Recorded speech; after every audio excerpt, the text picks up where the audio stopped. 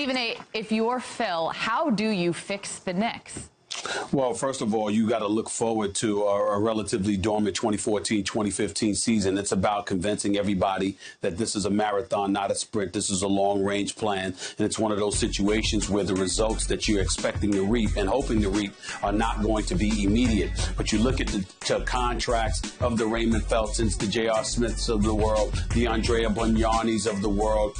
Definitely you want to get rid of those. You might want to try to restructure Amar'e Stoudemire's contract, assuming he's going to opt in for next season because he's owed about $23 million or what have you. You got to try to figure that out, or just accept the fact that you're going to have to take that blow next season because Amar'e Stoudemire has surprised some people with how effective he has looked this year when playing. But in the end, what it comes down to is since the New York Knicks have struggled throughout this season, they're expected to have relatively the same roster that they had next year. So it's really about convincing everybody that we've got about a year or so to really deal with this and just suck it up.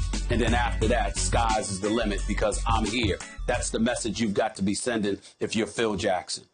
You know, it's a front office job, but it's not hard to imagine that a lot of folks' minds start to wonder, do you see any scenario where Jackson is back on the sidelines coaching?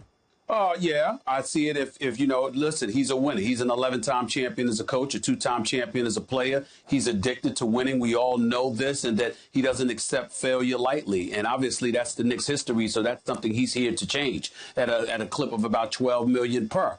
Bottom line is this, though. If you're the president of basketball operations with those credentials as a coach and nobody is getting it done for you, whether you elect to keep Mike Woodson, which I doubt he'll do, or you bring in somebody else and they're not getting the job done, the city of New York is going to be clamoring for Phil Jackson to step forward and do those things. Now, if you're Mike Woodson, you've got to accept the fact that in all likelihood, you're probably going. And right now, you can imagine how perturbed he is at the whole scenario, not because Phil is coming, but because clearly that means he's probably going to be out the door. Then you're hearing stuff about him wanting the Indiana job, which he emphatically denies and was incredibly offended because he's of the mindset that when you are the coach or when somebody else is a coach, nobody should be, politicking or trying to pursue that job. So he was highly offended by that. But if you're Phil Jackson, you can't be concerned about those things. You can't be concerned about what people think or whatever the case may be. You are now the president of basketball operations. It's incumbent upon you to produce results, particularly in Gotham City.